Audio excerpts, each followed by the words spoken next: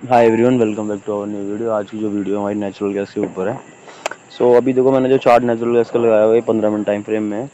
इस वीडियो में हम लोग ये कवर करेंगे अभी मार्केट में लेटेस्ट न्यूज़ चल के रही है, अब मार्केट का ट्रेंड क्या है और उसके अगेंस्ट में सपोर्ट रेजिस्टेंस क्या बन रहे हैं, और हम अपनी ट्रेड को मैनेज कैसे कर सकते हैं, कौन सी स्ट्राइक प्राइस और कहाँ पे ट्रेड को हमें सस्टेन करना चाहिए। देखो, फर्स्ट ऑफ ऑल तो मैं आपको अभी एक न्यूज़ फ्लैश कर रहा हूँ। अब देखो, इस न्यूज़ में क्या दिखाया जा रहा है, इसमें दिखाया जा रहा है कि जो यूएस का वेदर है वो कहीं ना कहीं थोड़ा सा गर्म है। मतलब एज वेल जो वेदर का होता है यूएस का, इस टाइम में ठंडा होता है इस मंथ में, बट अभी वेदर गर्म है, जिसकी वजह से उनकी जो डिमांड है, ओवरऑल नेचुरल गैस की जो डिमांड है वो कहीं ना कहीं गिरती जा रही है। मतलब वो डिमांड नहीं है जिस जो एक्सपेक्टेशन होनी चाहिए, और उसके हिसाब से जो प्रोडक्शन है वो काफ़ी ज़्यादा हाई है, और जो ओवरऑल प्राइस हो रहा है वो इसी वजह से बढ़ रहा है। तो ठीक है, हम अभी यहाँ पे ओवरऑल व्यू हम मार्केट का थोड़ा सा नेगेटिव में लेके चलेंगे, बट ओवरऑल आप इसको नेगेटिव कंसिडर मत करना। उसका रीज़न क्या है, देखो, जो डिमांड है और वेदर है ना, ये किसी को बता के कुछ नहीं आता है। डिमांड कभी भी सडन बढ़ सकती है, जैसे ही वेदर फोरकास्ट थोड़ा भी होगा डिमांड चेंज हो जाएगी। अभी देखो, और मैं यहाँ पे कुछ नीचे एक रेजिस्टेंस क्रिएट हो रहा है, मैं इस रेजिस्टेंस को मार्क कर लेता हूँ, और बाकी मैं रेजिस्टेंस को मार्क कर दूंगा और आपके लिए एक लेजेंड्स डाल दूंगा, जिसमें कि डिफाइन कर दूंगा R1 जो होगा आपका, R जो डिफाइन होगा वो रेजिस्टेंस के लिए होगा, S जो होगा सपोर्ट के लिए डिफाइन होगा। अभी देखो, आपका नीचे एक बॉटम पे एक रेजिस्टेंस क्रिएट हो रहा है, और कहीं ना कहीं ऊपर देखो तो एक सपोर्ट क्रिएट हो रहा है। सॉरी, अब बॉटम पे आपको एक रेजिस्टेंस सपोर्ट क्रिएट हो रहा है जो कि आपका 2.8 है, ऊपर एक रेजिस्टेंस क्रिएट हो रहा है जो कि आपका अराउंड 2.88 पे है। ठीक है, अभी देखो, कल का जो मार्केट है अराउंड 7% के डिप में था। तो यहाँ पे जो अगर वेदर का जो भी चेंजेस पॉइंट आते हैं, उसके अकॉर्डिंग में मार्केट में थोड़ा सा मूवमेंट आता है, तो ये जो सिनेरियो आपको दिख रहा है ना, ये इस रेजिस्टेंस को जैसे ही ब्रेकआउट करेगा ऊपर की साइड, अप साइड का एक टारगेट आपको यहाँ पे बनेगा।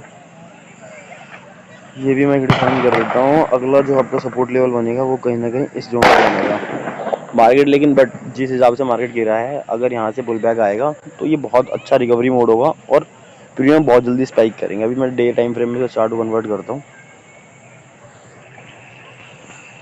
अभी देखो, डे टाइम फ्रेम में देखोगे तो आपको यहाँ पे क्या दिख रहा है।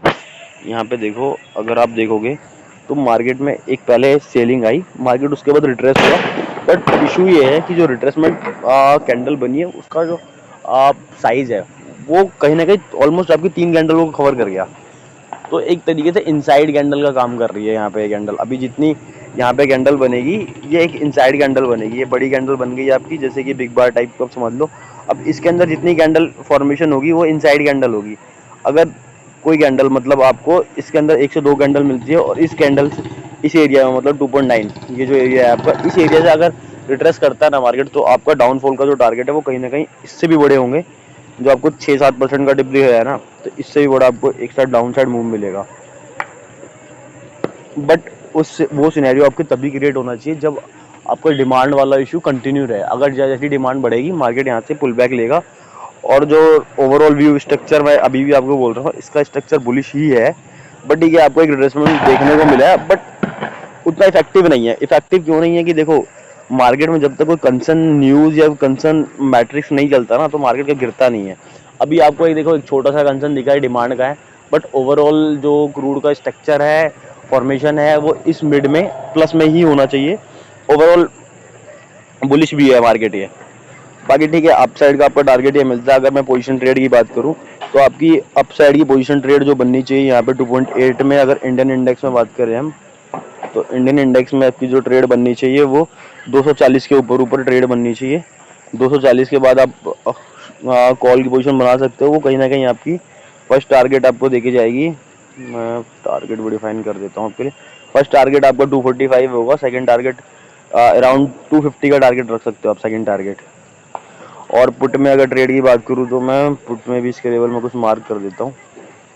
1 day time frame, 1 hour time frame में इसका चार्ट सेट कर रहा हूँ पहले।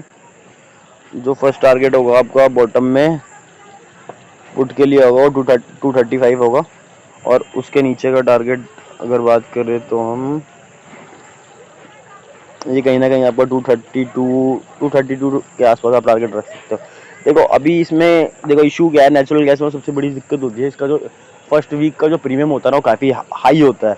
तो मेरी एडवाइस यही होगी, अगर आप कमोडिटी ट्रेड हो ना तो आप नेचुरल गैस के रहते थे ना आप क्रूड में ट्रेड करो, क्योंकि क्रूड का जो फर्स्ट वीक का जो प्रीमियम होता है ना कहीं ना कहीं इसके सेकंड वीक में आ चुका होता है। मतलब नेचुरल गैस का फर्स्ट वीक क्रूड का सेकंड वीक कन्वर्ट हो जाता है, क्योंकि एक्सपायरी के अंदर इसमें डेज का डिफरेंट होता है। तो जो प्रीमियम होते हैं, देखो यार प्रीमियम का सारा खेल उनके लिए है जिनके पास कैपिटल कम है। जिनके पास कैपिटल अच्छा है तो वो 100 रुपये की ट्रेड भी उठा सकता है और 10 रुपये की भी उठा सकता है, बट जिसके पास कैपिटल कम है तो वो उसके लिए थोड़ा सा इशू है।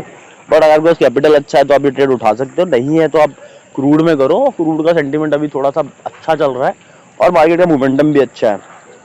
ये आपके मैंने कुछ टारगेट्स बता दिए। अब देखो आपको ट्रेड कैसे करनी चाहिए, मैं उसके बारे में थोड़ा सा एलिब्रेट करता हूँ आपको।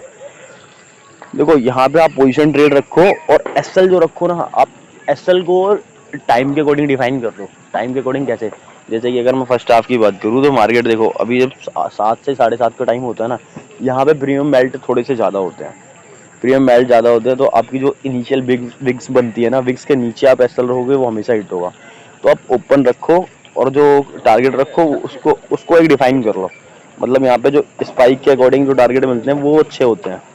जैसे कि अगर मैं यहाँ पे देखो अभी लास्ट कैंडल की बात करूँ तो यहाँ पे आपको एक, ये जो टाइम है आपका 5:45 पे जो कैंडल फॉर्मेशन हुई होगी 5:45 to 6 में आपको एक इंडिसिजनल कैंडल बनी है। अब यहाँ के बाद मार्केट बुलिश हुआ, ऊपर गया, बट वही है मार्केट वहाँ पे साइडवेज हो गया। अब देखो यहाँ पे क्या हो रहा होगा, यहाँ पे आपके ना सेलर एक्टिवेट हो रहे हैं ना बायर एक्टिवेट हो रहा है, बट कहीं ना कहीं मार्केट में ओवरऑल देखो तो एक बुलिश सेंटीमेंट है।